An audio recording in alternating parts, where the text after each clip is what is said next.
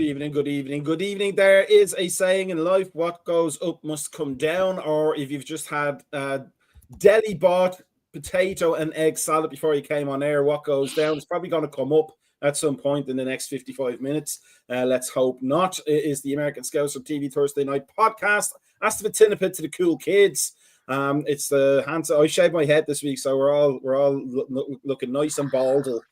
Because I actually have time to do that. It's ridiculous how little time I have that I can't even cut my own 2 hairs on my head. But the less said about my chest hairs, the better. They're drawn on with pen, everybody, if in case you were wondering. We're joined by Sir Z, Cozzy, and Brian. How are we, gentlemen? I don't need to ask, but how are we? Yeah. Physically well. Outside of football, how are we? There, put it that way. We're okay. Yeah, we're okay. Hectic. Yeah. Let's have a look at what we're going to talk about tonight. There's not too much variety in what we need to really talk about. The first thing we're going to do is just wish our dear departed hero, Diogo Jota, a happy birthday. It would be his birthday today, is 29th, I believe. What we're going to talk about is not any slots games per se, but why it's such a divisive topic among Liverpool fans when we all want the same thing, which is to win games. But it seems to be very much turning into 2 camps around the manager. And then we'll look ahead to the game at the weekend, probably a little bit more in depth than we usually do, because there's a lot of questions surrounding it. Probably not the scoreline, but there's probably a lot of questions around that. But the first things first, Sir Z has it in his background there, Diogo Jota. One thing that Liverpool fans can all get around and can all support. I mean, we do miss the man, don't we? Oh yeah, definitely. And as a supporter, how many times where Jota might not have been on a pitch, but when results aren't going your way, the first striker you call for is Jota, and and obviously we miss that. But just as a human element, it's I think you can see it's taking its toll on some of the players, and just you think. It's 29 or whatever. I thought it was younger than that, but you just make you think about your own life and your own kids, and it doesn't matter if you're a millionaire or if you're homeless. We all got to go, and that's just what it is, unfortunately. In terms of when it happened, Cozzy and Brian, it hit us all with the shock of it, especially us on this side of the Atlantic. Waking up and first thing I go on is BBC Football and then have a look at the news, and it was I just saw his picture as I was scrolling up and thought he'd been sold, and then got the actual news, and it's not a great thing to wake up to. The only other thing I can remember feeling that way was when Gerard Houllier died, and I went onto Twitter first, and we'll talk about Twitter because there's a nice little share for our next topic, but somebody lionizing Gerard Houllier and his one of the journalists. It might have been what's his name, Henry, what's his face? Yeah, it might have been him. And how nice of a man he was, and who knows what Liverpool could have achieved before the dissected aorta. And as soon as I read that, I was like, crap! Like he was up there for me as a hero. I was like, crap! And I read that, I was like, you don't want to wake up to that kind of stuff. But when somebody's so young like Diogo Jota and is a hero, as we say, we look forward to him going on the pitch because it meant things are going to go right now. It was like a nice comforting blanket. Things are going to go a little bit better, but also you wanted to see more of him, didn't you? Not like in the way we wanted to see Naby Keita, because we just wanted to know he was still alive, and it's still playing, or existed, or wasn't a contractual tax dodge. But for Diogo, you just knew good things are going to happen, and maybe if he was still with us, we wouldn't be having the shell shock of a season that we're having. What do we think? Yeah, I mean, I feel like I don't know. We don't know what's related to this season and things like that. But speaking of the man himself, of course, legend of the club. What I always loved about him, gents, he backed himself to come in and break up that front three. I quite like lads who back themselves. Speaking of the current team, but we'll get back to that. But I like lads who go, I don't care if that's the best front three in Europe, I want to come in and start. And he came in and started games, and he came in and, for example, when we had Div, of course, when we had Origi, we all knew Div was never getting starts, but he backed himself. He went, no, I'll start. I'll get my games and I'll get my goals, and he did. And you know what I mean? It's just, I think when anyone dies at such a young age, it affects everyone, but it's more, of course, within a public eye. And we follow as we come out, and we understand what our football clubs can do to us, and this is fans of all, maybe sports clubs, but especially football, where it is such a passionate sport and it is such a divisive kind of game at times, and you know it's heartbreaking, it really is. And you know, 29 years of age, his birthday, 4 years younger than me, it just makes me sick, to be honest. It really does. And as he said, it does make you think about your family and things like that. It's probably up there with, like, in terms of the American audience, is like the Kobe death, really, of when Kobe passed away at such a young age. And it probably is that for, you know, for people, when that's probably what, of course, in terms of like recognizing of like the importance he was to us as well. So yeah, just still truly heartbreaking. It really is. Brian, it's not you know, we only knew him from what we saw on the pitch and what we saw on like videos and social media, etc. But we take these players and managers and occasionally the background staff into our hearts, and it is. I mean, I would be lying if I said I would be more or less devastated if one of my cats died, for example. I wouldn't be. I'd be an absolute wreck if that happened to one of them two fat asses. But nevertheless, when we have occasions like this where a player that's that young, that, you know, it's not an old player, it's not somebody that played in the 50s, 60s, 70s, 80s, 90s. It's someone that you actively cheered on and wanted to do well. When you realize he's not there again, it's for number one, the fragility of life comes to the fore. But number two, regardless of everything that's happening on the pitch, it's still just a game ultimately, isn't it? Absolutely. I mean, when you were talking about waking up to somebody dying right there, I think the only time that I can remember was waking up to see the news that David Bowie died. I think that really like kind of crushed my wife, and, you know, a lot right there. It was like her child icon from everything he did. But with like Diego Jota, it was losing a good guy.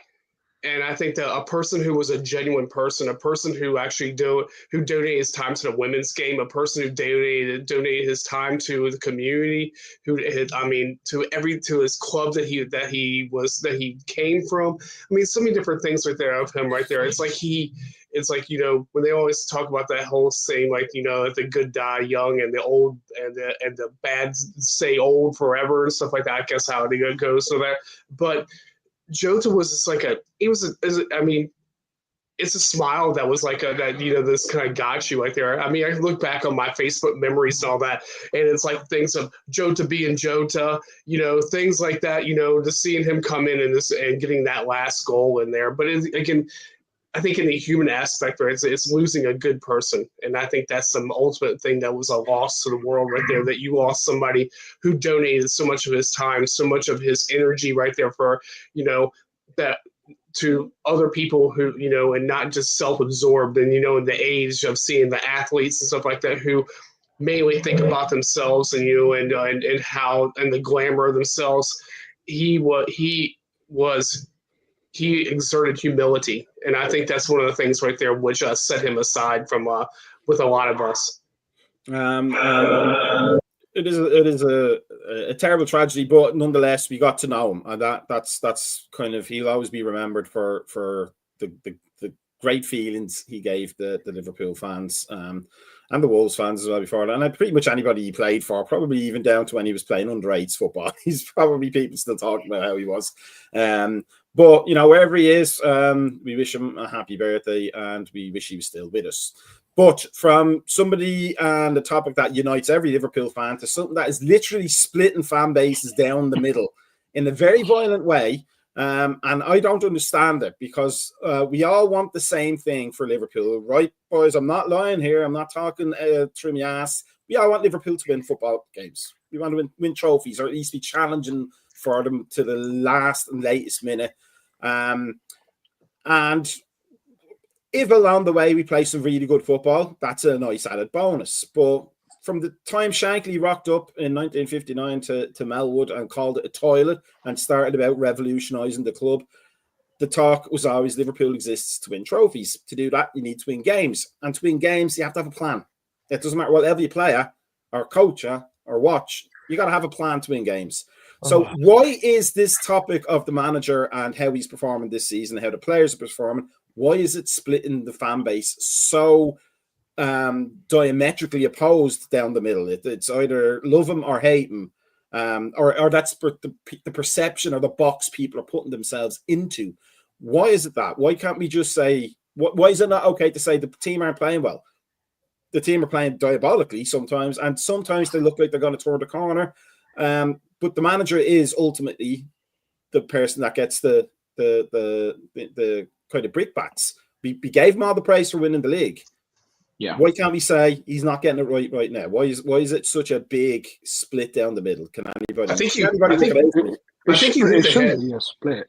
It's sorry, Brian, I'm going to cut you off. No, go ahead.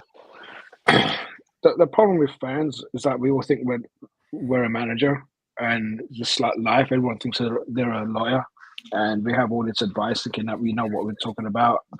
But if we did, we wouldn't be on Discord arguing amongst each other. And you know, it's you look at the players and how much you've spent, and you know, these aren't the type of players that Man United go for, where they go for these vanity purchases.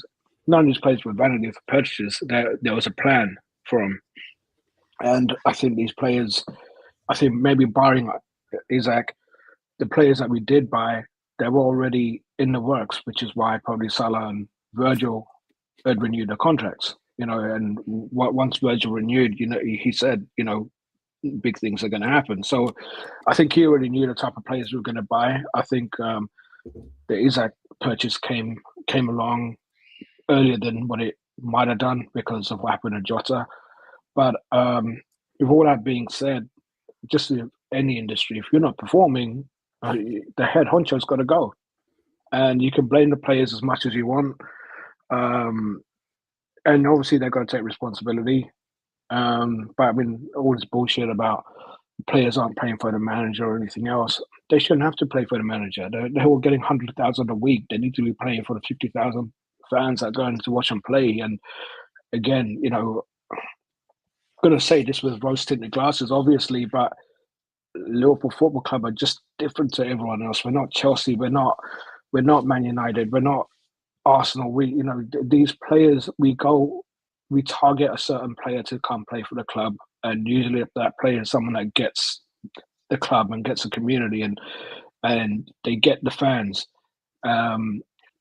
So it's not about not playing for the manager. The manager is just there to supplement the tactics and the formations, and just like Kenny Dalglish did back in the days, like the players just go be yourself, enjoy the game, but obviously, you know, the fundamentals have to be there, and the fundamentals that made us successful were attacking from the front and pressure, and you know, pressurizing, and every single player has to pressurize, and we've lost that.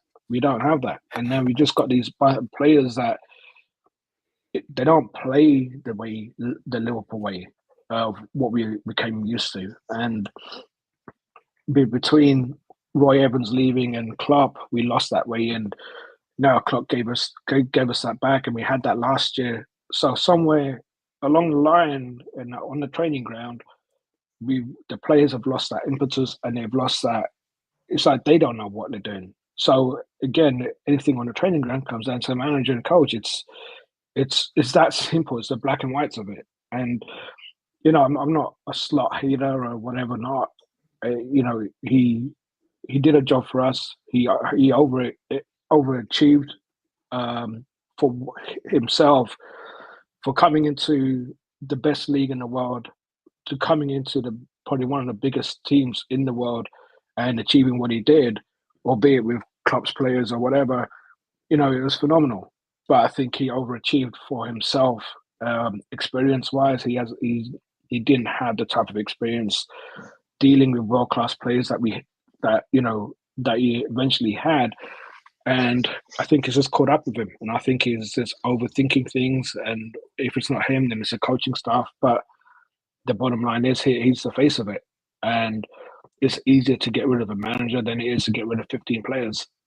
Because I know Cozzy's raring to go, but I'm going to let Brian go first because if I have to run away because I've got the trots, I know Cozzy will still be talking when I come back. That's so. Brian, what? Now here's the thing. I as I think I said last week, I don't listen to commentary during the games. I just watch because I'm deaf mostly. But I just watch the game. I like to see what's on the pitch. I like to say it's this big overarching thing because I spent 20 years coaching players and stuff. But it's just I can't hear commentary. I can't hear the crowd. So I like to see what's on the pitch. And we look like a team that's very undercoached, which I've mentioned on the Discord before, which everybody should be a part of, even though it's crazy insane. But we look like an undercoached team that are caught between not two stools, but like 5 different stools of what we're trying to do. And as far as I'm concerned, it's the manager's job, the head coach's job, whatever title you want to give him, to set up training sessions to affect change. That's what coaching is. Coaching is nothing more. It's not picking the team. It's not making the subs. Those are part of it. But for a coach, for somebody who gets on the training field, puts the cones out, gets the bibs or pennies, whatever you want to call them, ready, it's his job is to say at the start of a training session, by the end of this session, my players will be able to X, Y, Z. That's what every coaching course in Europe and America has you do to pass your exams. So you should be taking a team from point A to point B. We're still stuck at point A. We still, and not even point A and a half. We're kind of caught between learning one new thing, having done another. We only have the evidence that's in front of us, don't we? We only have what the players are doing, and they don't look like they know a definite play. Like, I like managers like Tony Pulis. I like managers like Sean Dyche because they give their teams a way of playing. And they just say, when you get that ball, launch it down the field. It's simplistic, it's ugly, but every player knows what they're supposed to do. And they know how to follow up to that, etc. And all of their training sessions are geared towards that. I couldn't tell you what our training sessions are based on how we play because there seems to be 5 different modes of play. So is it wrong to call that out as a fan? Absolutely not. I mean, I think that this happened 10 years ago right there with Brendan Rodgers. You remember the same exact thing right there, how divisive everybody was. We were all at our throats right there. Hey, you need to give him a chance. You need to give him a chance, stuff like that. And we saw the same thing get played out. But, honestly, right there, I mean, just watching this right there, you can't just go there and just look at from August to now. You have to look at the big picture. You have to look from January to now, and then look and see where we're at. And if we haven't left point A since January of 2025. I mean, honestly, right there, because if you look at the track record, we had already basically wrapped up the league in December of last year. I mean, it was done. Everybody was inconsistent. City was doing what they were doing. Arsenal was being Arsenal, the normal, typical thing that Arsenal does and all that. And we already had the point total right there gap that we didn't have to really worry about anything. We just sit there and coast for the most part. So, I mean, I think that now you're actually seeing reality on the situation of that. I think you had players that were riding off of highs at the beginning of last season, new coach, new manager, new experience. Basically at that point right there was very little tweaking right there to go and do anything. And so, and like Nick said right there, he's right. I mean, the league was shit last year and it flattered us in a lot of ways. But you have to go there and go on this thing right there that yes, this is the manager's job right there to piece things together.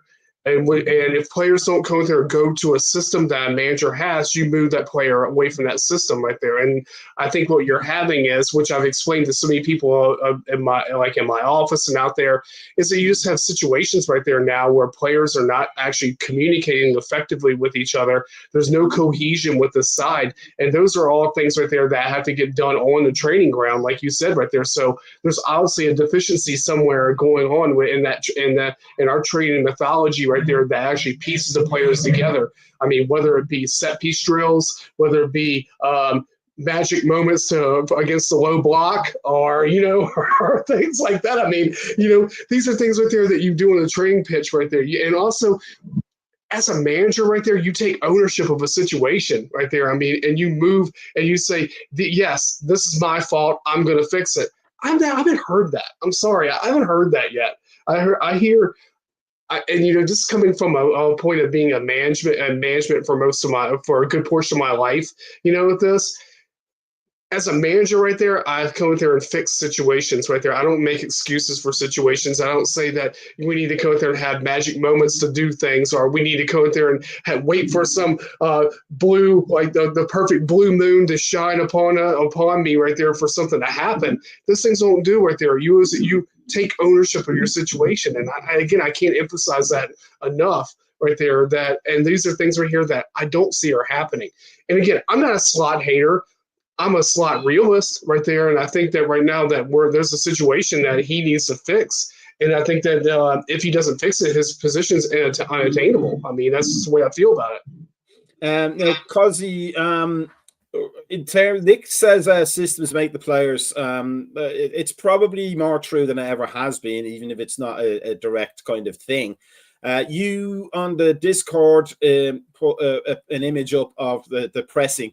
It was a depressing as well, but it was the pressing with 2 forwards against 4 players, and it was almost like the largest 4v2 Rondo game ever. Now I saw that also on I'm sure you know who he is, Sean Rogers on Twitter. And he's on the Anfield Rap, I believe. He's a UEFA coach. I used to follow him years ago when I was following loads of coaches on Twitter. He's a very astute and educated man in the game. And his opinion was the same as ours has been, which is they look very uncoached. Now, if we aren't going to play the full out gegenpressing Klopp, let's go 1-for-1 against everybody and take the ball back as fast as possible. That's okay if the change is to go, okay, we're going to sit back and you're going to come on to us and we're going to win the ball and attack you with pace. But we don't even do that, do we? There's literally no plan for how we defend. Off the ball, it's like we're caught in 2 minds of what we want to do. The space between the forwards and the midfield is 30 yards. So you're 1 pass in. A midfielder can turn. Granit Xhaka, for example, last night could turn, have a look, pick up the ball for, 15 yards, just carry it into our midfield. We are a very, very bad football team. Like, horrifically bad football team. And we should just stop, we're in bad forms, whatever you like, right? I think we're 13, 14 games into the season. Like, Wolves are a bad football team, are they in bad form? No, they're a bad football team. So, Liverpool are a bad football team. Have Liverpool, or how many this season, how many games have Liverpool deserved to win this season? 2, maybe 3. Villa, West Ham. Argue Bournemouth on the opening day, played pretty well, but you know what I mean? Liverpool are awful. And we look extremely uncoached. We look like... When you have a manager coming out in a post-match press conference and saying, well, we were in a low block, so we were just kind of, playing for a set piece or the moment of magic for breaking it down. That feels to me the most unprofessional thing I think I've heard of a football manager say who's managing top level. I've watched Jurgen Klopp and Pep Guardiola for 8 to 10 years break down low blocks by really good moving the ball quickly, attacking, trying to pierce the line, getting the ball into the trickier players, not letting Sunderland get back into a shape. Alexis McAllister taking 5 touches before he passes the ball sideways again. That, to me, is a really bad football team. Liverpool do things that bad football teams do, which means to me it's a bad football team. I don't know, lads, listen, we can... I'm not sitting here being a slot hater or whatever. I hate all that garbage, by the way. I just want Liverpool to win footy matches. I'm going to fuck who's in charge. If Slot goes out and beats Leeds in the weekend, I'll be made up for him. I'll go and beat Inter, and I'll be made up for him. And then let's kick on then. I don't care who's in charge. I'd hire David Moyes if I got him to give me the European Cup. I don't care. Well, it has to be Liverpool winning football matches. But you can't just keep doing the same things over and over again. The old adage. I have a look at... But gents, the writing was on the wall for me last year, and you know this privately, when I've spoken to you privately after this kind of stuff. And I seen this back in January and February. The man's lost 17 games since January. Lost 17 games since January. We took the weekend off and all this. All right, we lost 15 serious footy matches then. That is appalling. One of them was Plymouth away. Like, do you know what I mean? One was like, this is not. I'm kind of getting to the stage where he's doing things to me, which is just like, I always think about this, gents, right, when you're watching footy, because we all watch a lot of footy, right? Sometimes when you see a manager come in and you go, okay, I don't agree with what he's doing, but I see what he's trying to do. But, everyone talks about Brendan here. Brendan's 12-13 was really good in terms of, I can see what you're trying to do. Yeah. Jurgen Klopp in his first season, I can see what you're trying to do. Yeah. You haven't got the lads in, but when you get the lads in, this will all click, and it all clicked. Whether you like it or not, it did click for Brendan for the season. It clicked. Yeah. I don't see what he's trying to do. That's the worst part for me. I don't see what is your idea. Your idea is to turn into Kevin Keegan in '98 and just put on 6 forwards with no idea where anyone's playing. We got Chiesa as the last man back on a corner when he's a forward, by the way. He's a forward. Why is he the last man back? Why isn't Kirkes the last man back? You know what I mean? I'm baffled by some of his decisions. I'm baffled by some of his press conferences. He's just a weird man. I loved that argument a few weeks ago, and I know we haven't because it was Thanksgiving last week, and I can't get it out of my head. When he mentions Joe Gomez before Gomez plays against West Ham, and he goes, well, he hasn't really kicked the ball for us this season. He's been carrying injuries, and, he's been in and out. Okay, yeah.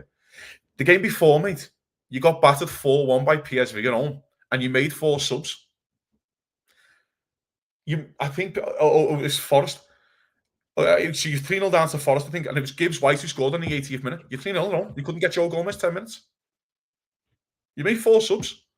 You couldn't get Adam, Ramsey 10 minutes. Calvin, no? Okay, cool. So this idea of this is all going to change, and I can take into the argument, lads, that the lads are going through stuff at home and all this. Whatever, yeah, that's fine. But if you're not mentally in the right place to play, go and tell someone. Not one fan would go, that's out of order. He shouldn't be taking time off because his mate died. Would we? We'd all go, no, we understand completely what you're going through. If you're not in the right frame of mind to come to work, because let's get it right, gents, we all forget this, it's a job. Yeah. And if you're not in the right frame of mind to come to work, you stay at home, we'll give you all the help you need, guidance out of there, and we'll take care of you. If it's Kenate, fella, we'll take care of you then. Your mental health is more important than anything that happens on a football field, in my opinion. So this thing of, well, I don't care then. Because there's no excuse when you enter the football pitch then. There's no excuse. Because you can go to us and every single fan will go, fair play for holding your hands up, mate. Fair play. Go and take 6-8 weeks out and get all the help that you need. So that excuse can get tossed to one side. Liverpool right now, this is getting worse. This is not getting any better. That West Ham side, mate, one of the worst sides in the league, mate. If Liverpool can go up there and keep a clean sheet, Liverpool, we are dreadful. Like genuinely, lads. Here's how bad they are, and I really want you to think about this, Matt, before and I'll let you go on this, right? If you were the Wolves team now, and you said pick one of the other 19 teams you want to play in this league, who do you want to play?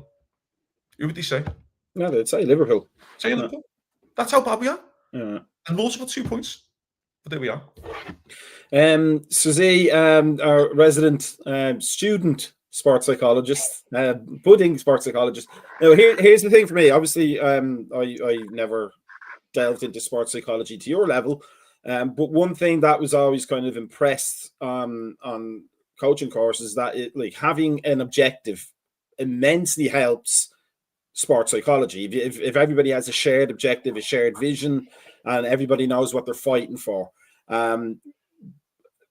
Alex Ferguson, to give him, and I'll never call him sir, that guy, whatever we think about him, he had every single United team he ever had thinking that everybody hated their guts and they're going to win despite, even that wasn't true. But they all went out thinking, the ref hates us. Those fans hate us. The media hate us. Mourinho was like that. Yeah, but it gave everybody a reason to come together. Yep. Klopp gave it to us in the different direction, as in, we're going to turn doubters into believers. He sold us the. He was the underdog card. He played the underdog. He played the underdog card. He played the underdog, but he also he didn't make us part. He was more like there's a better world out there, and we all followed him to it. We're little Liverpool. That's how. That's where he got. Like Shankly, he said there's a better world out there, and we're all marching towards it together.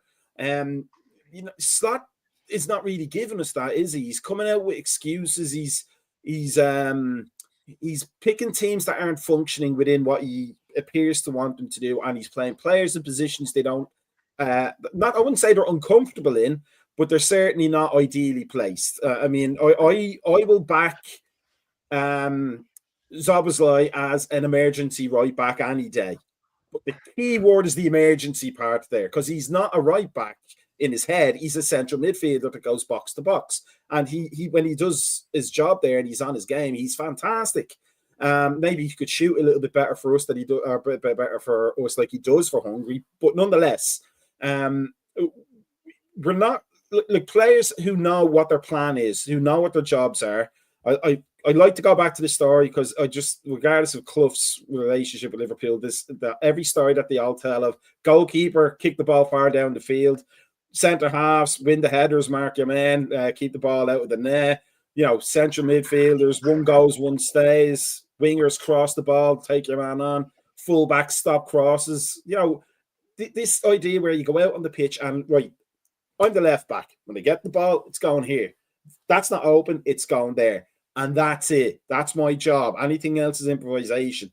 The central defender, I'm the tall one. I'm winning the headers. He's the small one. He's going to sweep behind me. The fundamentals of the game. Our players don't seem to have any of that, do they? And if they don't have that, then when they come up against adversity, it's much, much easier for them to feel alone. And that's when it starts to become 11 individuals, doesn't rather than a team. Yeah, and there's no direction, and that's what the manager gets paid for. It's like we have no identity. Like, so you're saying they should have hired a bus driver? Yeah, like do something. Like have an identity. Like Klopp took over Brendan Rodgers' team again. Brendan Rodgers had no identity. He had Firmino. He didn't know what to do with him. He had Lana. Didn't know what to do with him. He put his head on, getting Benteke in, but he wasn't playing with him. He wasn't playing him all the time. He wanted Lovren. He didn't know what to do. Klopp came in. Yeah, the first season was mediocre, but you can tell he was instilling a culture that came from him, and he instilled a fear in our team. And he got underdog players like Salah and Mane, Firmino, and he made them elite players. And it's not like he just gave them skills and talent overnight. Like 90% of your stuff, it's like a boxer. A boxer can go in, anyone can fight, but it's that 1% difference that makes you a fighter to a champion, and that's what Klopp did with us. And everyone was on the same page. And if they weren't, they had players like Hendo and Milner on the field to make sure that we're on the same page. Right now, we're playing like 15 different individuals. And that's because no one knows what they're supposed to do. And it doesn't even make sense. If you listen to Slot's press conference yesterday after the game, and he tactically broke down Sunderland's game plan. Well, the defenders a team and the attackers a team and they're pressing. But if you can see that from a team that just got promoted, why can't you do that with our own team? Or why can't you counteract it? Yeah, and it's not about, we've got all these new players and they need time to gel. Sunderland bought more players than we have. And they've come up a league and they're just playing without fear. Like, they don't care. Like, we're going to go out there and we're going to play. And Slot, maybe that's why he's a head coach, and that's why he's Toyo's head coach, because that's all he is. He's a coach. He's not a man manager. He's not. And not a coach. He doesn't. He's not even coaching right now either. I wouldn't give him that.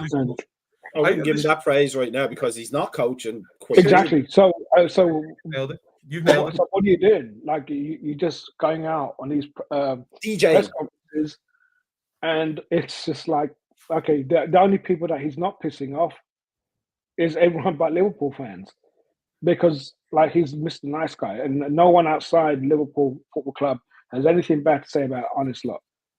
But he's pissing off the wrong people. We don't piss off the world like Klopp did, but we loved you.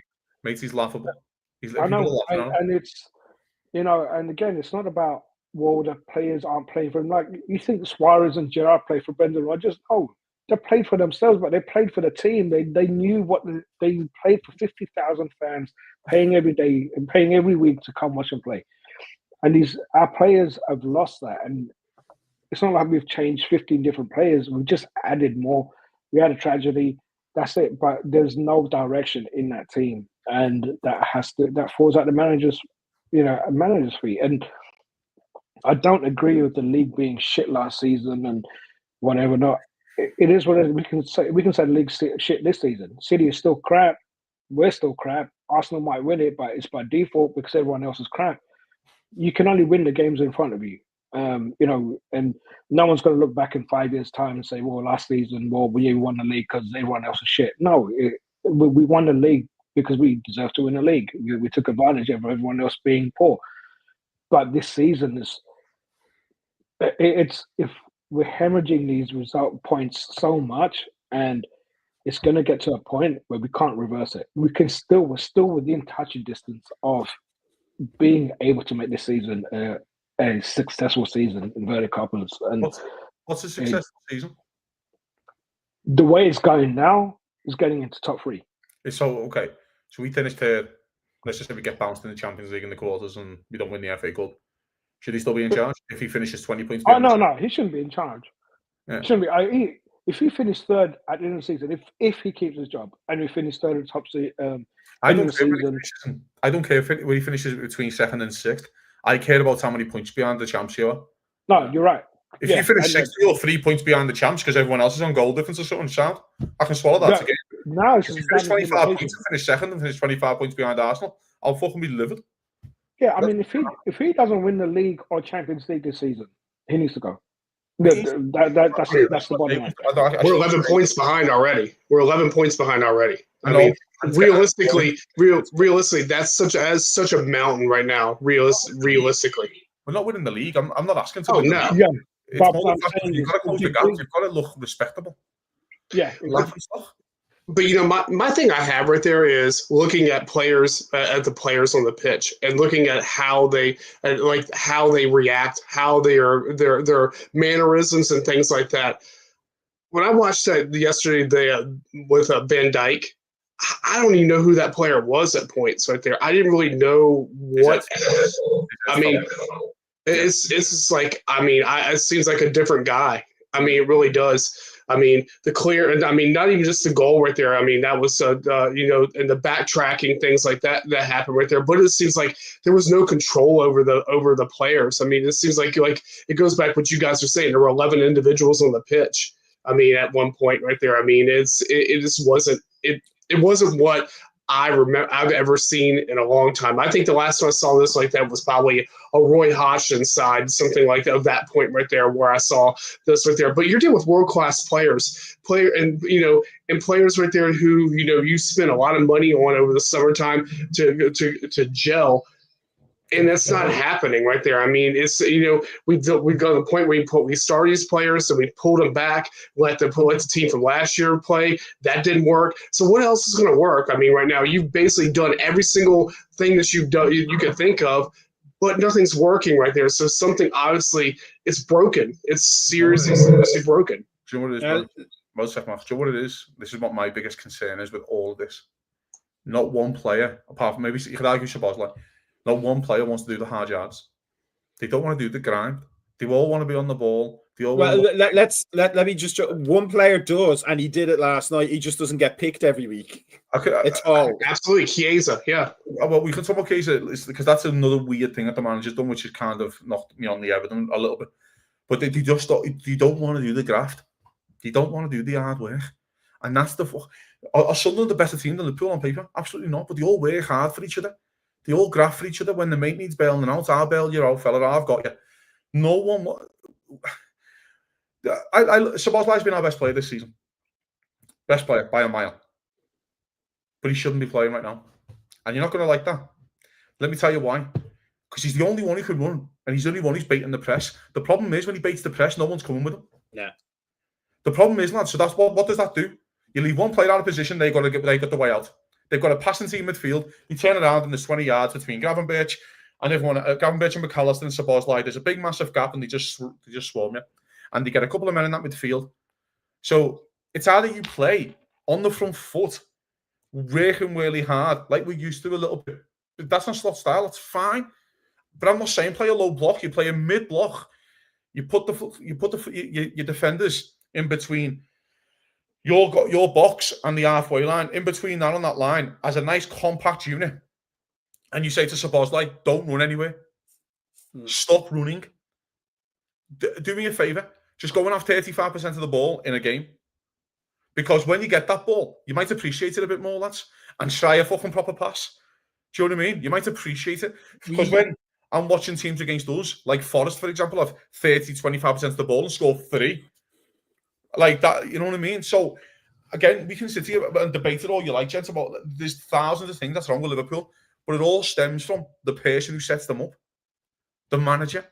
He is the manager of Liverpool Football Club, or he's the head coach, whatever you want to call him, but he's the man in charge. He's been gifted this job, in effect, in terms of, look at the team that you've been left.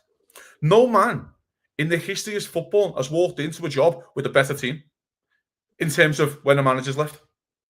They just haven't. This man's walked in with some of the greatest players in Premier League history in his squad. You can argue... Maybe Joe Fagan. I'm not interested in Paisley and Shankly. I'm talking the last 35 years, right? I weren't there. I didn't know the squad at the time. I don't care. There's squads in my lifetime. No one's walked into a better situation than this in terms of the quality of players. So you've been gifted a job, a head start that any other manager would snap your hand off for. You won the league. Says, yeah, I get what you're saying, and I don't want to take that away from him. He won the league. Sound. It was unbelievable. For the first 6 months of your career, mate, you got everything right. First 6 months, you were unbelievable. I thought you tailed off a little bit. Liverpool finished on 82 points.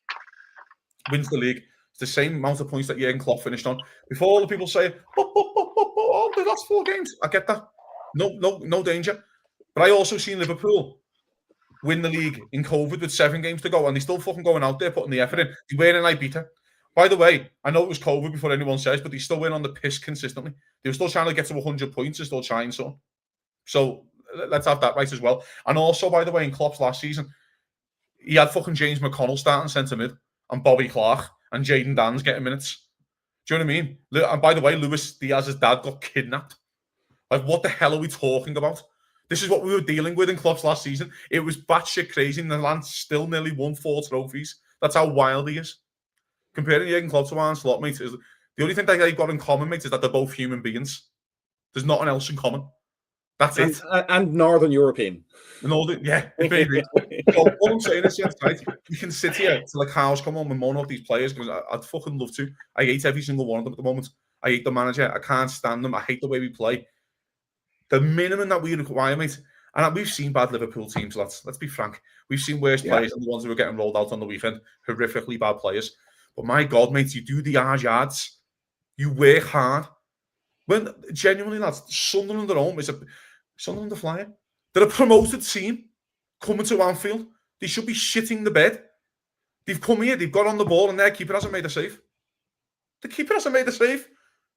We are. The difference is if it was a Klopp team that they were coming into, they would be all over the place before they even get off the bus. That's the difference. After the Rigri and Shaqiri, we'd be 3-0 up at half time. Yeah, that's exactly what would have happened. And he would have rested Salah and fucking Mane and still would have won 5-0. Yeah. But I don't want to. Again, there's different managers. And I understand there's different tactics. This thing of the Liverpool way, I don't agree with that thing called the Liverpool way. The Liverpool way is winning. That's it. No, that's it. That's all. Everybody tells me with the most negative managers in the world, but they won. Yeah. So I don't care how you win. You win. So. But the only way to do that is the hard craft. That's the force. That's it. It's the bare minimum. It's the bare minimum. That was a Liverpool way. I mean, if you look back, obviously, and I, going back on the 80s again, but Ian Rush was our best defender. Yeah. Why is that? Because we attacked from the front, and you saw Mane, Bobby, Salah to an extent, but you look at Mane, and obviously, Mane's biggest fan, but he would win 9 out of his 10 battles. But I would argue, sorry, but I want to go off that because I've seen people make these points. The Mane one, I think they got right because Diaz was the replacement. Yeah. And before Diaz, for the last 6 months, the first 6 months, he was unbelievable. He's got his injury and he wasn't the same player. Yeah. Do you know what I mean? And Bobby Firmino's such a unicorn of a football player. What you see out of Isaac now is what a number 9 is. I watch Haaland. Go and watch all these number 9s. Watch Gyökeres. That's what a number 9 is. But the difference is, mate, they pass him the ball. Yeah. They get the ball in early and often to him. Instead of taking 5 touches and then going, what shall I do? I've took 5 touches, I may as well pass it back out to the fullback. No, they get the ball out wide and whip it in early, so he's actually got loads of space to run into. We don't. This is one of the... we literally have pass maps where Isak's not getting the ball at all. Honestly, mate, the Bobby Firmino argument, we all idolise him. He's one of the greatest football players that's ever played for my club. I've never seen anything like it. He's a freak. Mm-hmm. This is what a number 9 is. This is exactly what he is. The West Ham goal is the most number 9 goal Liverpool have scored in years. Mm-hmm. Doesn't take a touch in the box, nice and quick, bang, fired, goal. A little bit of space. We've watched Robbie Fowler, gents. It's exactly it. This is what he was. So if you're going to expect, when people go, oh, Isak should come deeper and get on the ball. I do not want Isak coming deeper, gents. Are you fucking for real? I want him in the box where he should be, putting the ball in the net. But maybe I'm old school. But it goes back to what you said earlier, right there. When you have a 30-yard gap between your midfield and your forward, what are you going to do? And this is what's happened. But that's the point, though. Is that if you do that, play it up to him. So kills you for that because he beats the press and no one else is coming. Gavin Mitchell like, hey lads, we can't go up and down anymore. We can't do it. But there's zero link-up play. That's why Isak's not touching the ball because there's zero. I mean, what do you have? The game before last, he had 14 touches in an entire match. I mean, this match right there, I forgot to look at the stats of how many touches he had right there, but it wasn't much better. I mean, so you're still in a situation when you're setting up a whole thing which is one of the things I talked about before. When you come with their playing with a 4-2-3-1, all you do is just basically cut the head off the attack right there, and you're done. And that's every side's done. Bournemouth did that the first match, and everybody else after that said, you know what? This is how we beat this shit. And everybody else has been doing the same thing. Right? If you look at Haaland's the same. Right. But he gets the ball. They give him the ball. Passing the ball. I'm not. Exactly. I'm baffled. Completely baffled by what's happened in the last week.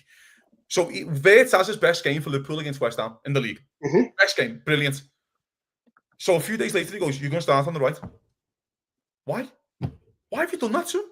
The lad's clearly low on confidence. He's got his foothold in a game. He felt like he contributed, played kind of well, and you've went, and now what I'm going to do is completely change your position to where you've never played before for Liverpool. And then what I'm going to do second half is put you on the opposite side to completely fuck it up again. You've ruined that lad again. And by the way, he scored and he got his deflection. He got involved again because he had to move him in again because you made all these batshit crazy subs. Yeah. And you've had to put him back in the middle, and then he contributes. Hey, now, how about you just leave him in the position where he played against West Ham and play well? This isn't like, oh, yeah, but I wanted to drop Salah, but do Chiesa. That's not our problem. But you don't stop making one sub, which changes 4 other lads' positions. Just stop. I don't get it. If you want to change the left winger, change the left winger. If you want to take Cody Gakpo out, that's fine. But then don't go, I've got to do Wirtz there, I've got to do him there, do that there. I'll put him right back, and you're like, huh? What?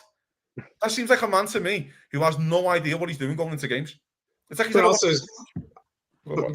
this is doing the same thing what you're saying right there too. By you moving all these players in different positions, their whole entire game plan, which they were scheduled, what they actually thought they were playing, totally fucking goes out the door right there. Because guess what? I was playing on the left, now I'm playing on the right, and you're making the perfect point on this thing right there. Again, it's like shit you do on Football Manager right there, or FIFA right there, where you start playing different players. Public football when only 12 lads have showed up.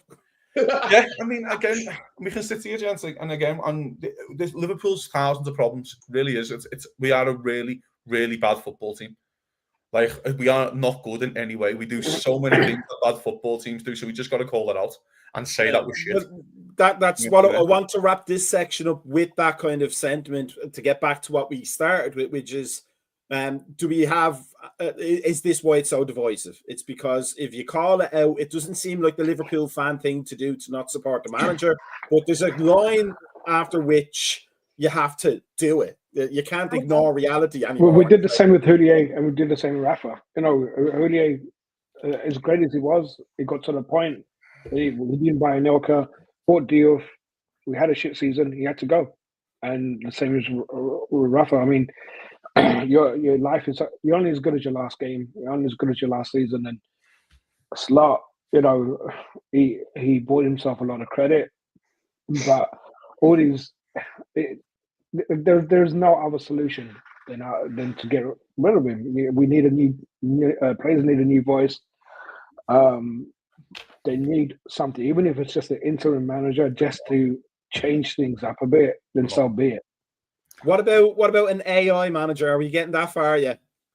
Maybe tactically set them up a little bit, but I mean, I don't want to sit here and say the manager out and all this, right? I can't be arsed with all that.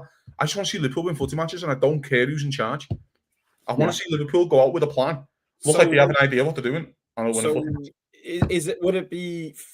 Is there a sort of phenomenon where there are a section of the fans that want to be super fans and don't want to be negative about anything, and then there's a section that are realists and want to see the team, like you, want to see the team win games? I mean, preferably with that manager. Yeah, but we're not seeing any effort to make that happen.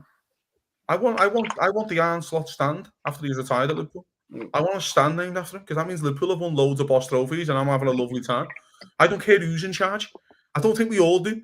But the argument is, I'm not going to sit here though and just kind of put your head in between the sand, go, but he won the league and just bury your head. I'm not going to do that. And this thing, by the way, Liverpool don't sack managers. It's a lot of shite. It's because Liverpool haven't had to. It's because we've been fucking very lucky. That's not the Liverpool way. What is the Liverpool way? Do you know what I mean? I can completely disagree with that in terms of writing the season off. Do I think another manager could get more out of these players than what we're showing right now? Yes.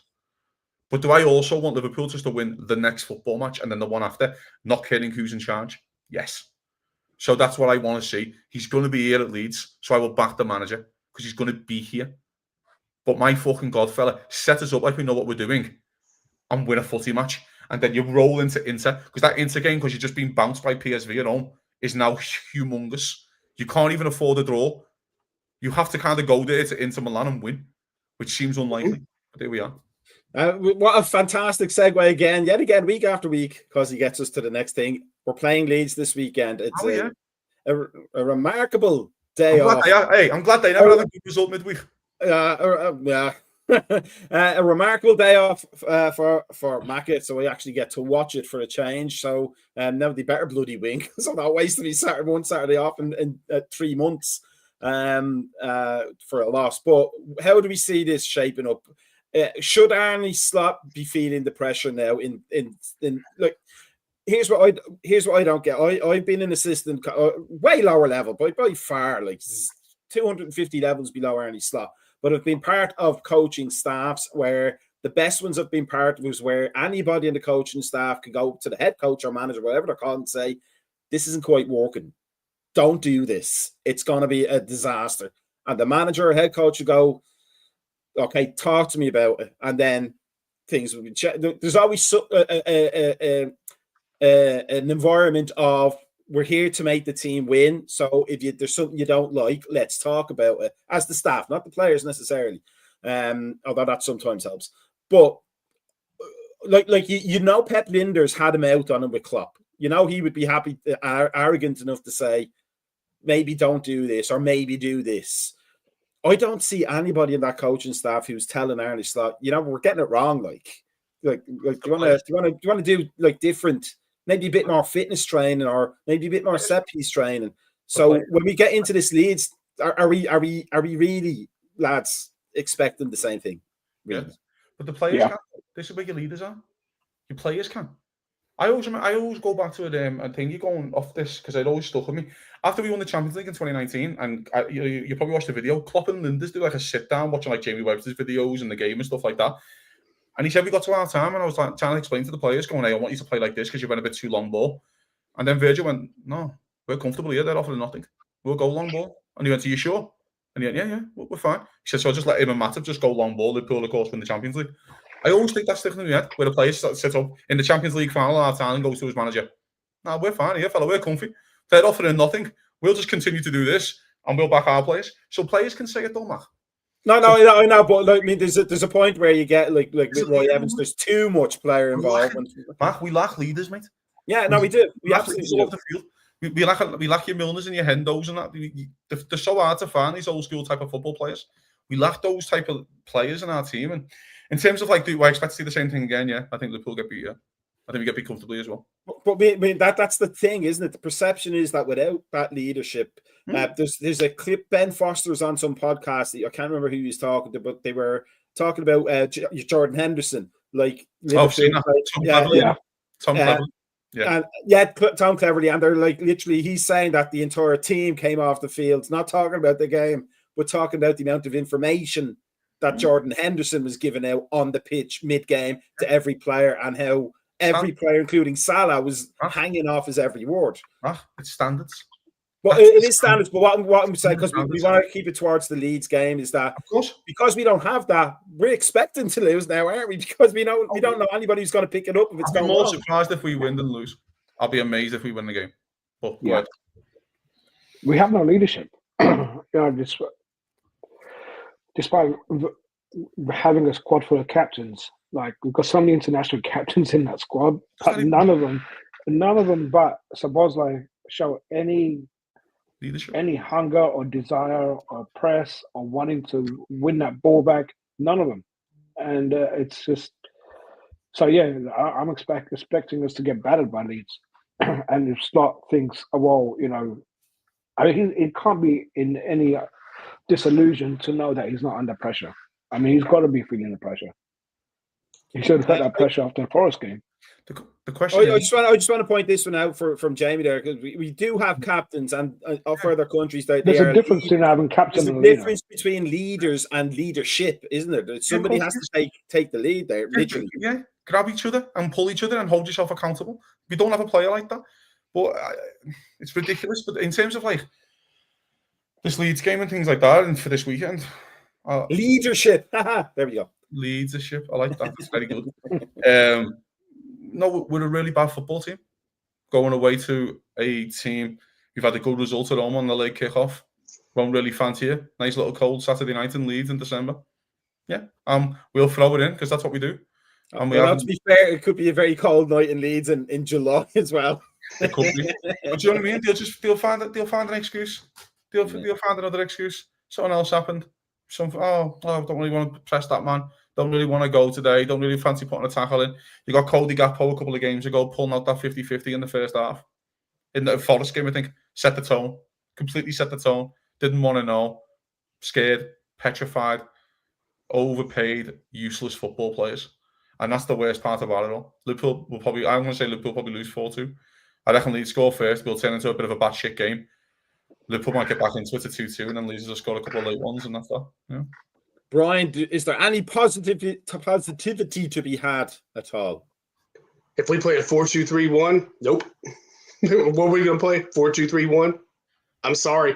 I said right from the get-go, I don't like this formation. I said this is going to be a problem for us, and I stick to it right there. And again, I agree with what Kazi said right there. You have players in there who are not committed to go there to actually meld with each other and actually back each other up. And that, again, goes back to what Sir Z said. That's a lack of leadership. And so, somebody needs to go there and pick these guys up by the scruff of their neck and say, guess what? We're better than us. I don't know who it is. I'm just at the stage then tonight where I don't understand where he hasn't just said, let's just turn this into a basketball game. And let's just get Ekatike and Isaac on the pitch at the same time with Vert behind. If it's Salah on the right and Kies on the left or whatever, and just play a fucking mad formation. And just say to Szoboszlai, you're playing in the 6 and drop Gravenberch, by the way, he's a fucking mirage of a midfielder, by the way. The people that say to me that he's one of the best midfielders in the world, he is fucking dreadful. And so, by the way, so is the other lad, the World Cup winner next to him.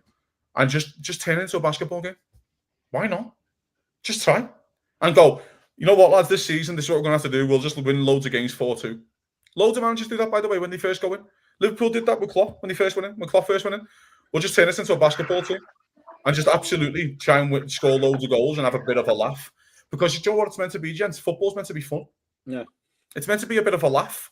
And if Liverpool go out and lose a game 4-3, against Leeds, I'll go, all right, you had a goal. You tried. You know what I mean? You've tried to score goals. You've tried to create. You've scored 3 goals. That happens. We can work on the other things. No. Instead, we just had the most timid performance of all time at Anfield. I mean, that's the thing. That whatever we all think about Brendan Rodgers, that 13-14 season was just mad. That's why we'll remember it. It was just crazy. Brendan gets some stick, right, lad? But that 13-14 season, he realised that Sturridge and Suarez were his best players. And just went, I'm going to get a formation with those two lads on the pitch up front. Yeah. You've got Ekitike and Isak, and this lad doesn't want to start them up front. No. Am I fucking losing my mind? And everyone goes, oh, well, you can't let a new system. What are we going to lose? Football matches? We do anyway. We do. What are we going to do? Just continue doing the same shit and losing anyway? So, honestly, I'm not asking for 4-4-2, whatever. Play 3-5-2, play whatever you like. Play Ekitike left wing if you want. Play Isak up front and then Salah. Play Virgil. He's a centre-back. Mate, at this point, he's better than Kanate. I'm just like, again, just try and turn it batshit crazy for a while, for 6 weeks, and just go, you know what, lads, genuinely, you sit down with Richard Hughes and go, if you go and get me Mark Gay, we can change this. But right now, we need to score a few goals and have a bit of a laugh at it. And McAllister can't see the pitch for a while. But we'll see. I think Tony has the right attitude there for me, and that's what I would prefer. But it's like on Discord right there. I said to Kazi yesterday. I said I'm starting to not care. I don't. That's a really bad thing right there. You know, for all of this, but I'm starting to not care. I mean, it's the worst part of me. Yeah, I agree with you, Brian. I am done. I don't even care. I don't even get angry anymore. Why? They're pathetic. Sorry, bro. Go on. So Z, do you have any particular? First of all, do you think anybody is going to be, of the ones that are mainstays, do you think anybody is in fear of being dropped the way Salah was? And then what is your score prediction? No, I don't. Who's it going to drop?